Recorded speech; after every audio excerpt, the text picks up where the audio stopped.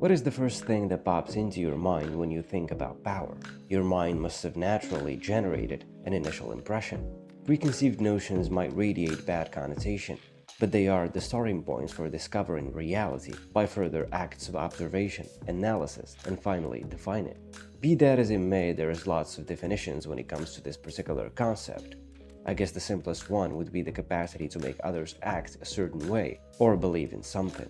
The term is often used interchangeably with synonyms like authority and influence, but they are all different in several ways. At the end of the day, power is power. I'm not suggesting that its definition should vary with different situations, but I do believe that power is inherently dispositional. Power is about capacity. To measure power in something, we should examine its capacities and its resources. Some people view power as the ability to do things, power to, an influence for the greater good, serve and contribute, while others see it as the ability to control others, power over. The latter could be referred to as social power, which I believe is a subset of the former. In other words, one way to achieve certain outcomes is to get others to do them for you, which involves a power relationship. There is also a distinction between those who see power as a property of social structure and those who see it as a property of individuals. I firmly believe that power is a property of individuals, determined by the resources they possess. If we define power in terms of resources, then people with unequal resources will inevitably have unequal power and capacities. However, it's possible for individuals to choose not to use their resources. As a result, they might not be perceived as powerful in society, because they don't even exercise their resources or attempt to wield power. The American economist John Harsanyi saw resources in four distinct types. Information. I can have power over you because I know things that you don't, and I can choose to share or withhold that information, deceive you or manipulate you. Authority. You might follow my directives because you recognize me as an authority or an expert, and that gives me power. Conditional incentives. These can be threats or offers. For example, if you do X, I'll give you Y. If you don't do X, I'll impose Y on you. Governments often use these to regulate behavior through laws and policies.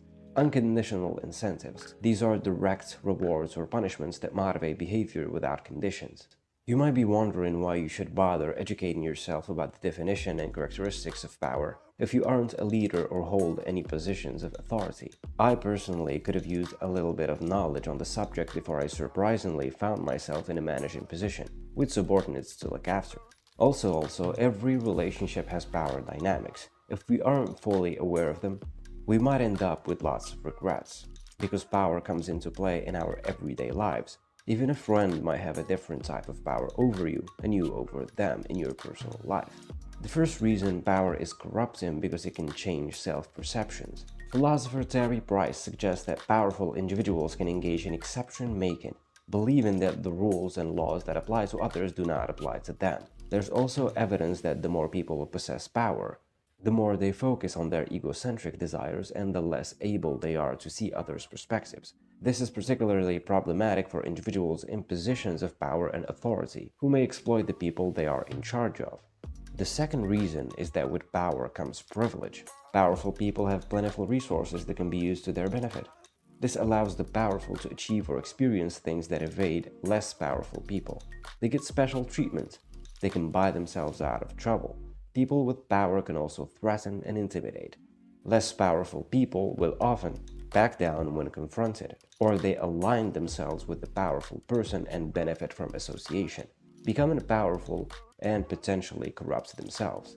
To prevent falling into these traps, it's essential to cultivate awareness from the outset. The passage emphasizes the importance of self-awareness for individuals in senior roles to manage the effects of power. To develop self-awareness, mindfulness practices are recommended. These involve sitting comfortably, breathing deeply, and focusing on physical sensations or environmental stimuli. Additionally, it's crucial to honestly assess one's behavior to avoid arrogant displays of power.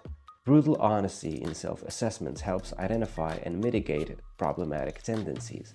Practice empathy. You should ask questions, listen attentively, show concern, and consider others' perspectives. To practice gratitude, publicly acknowledge contributions, and celebrate success. Practice generosity. You should spend time with team members, delegate important tasks, and share the limelight.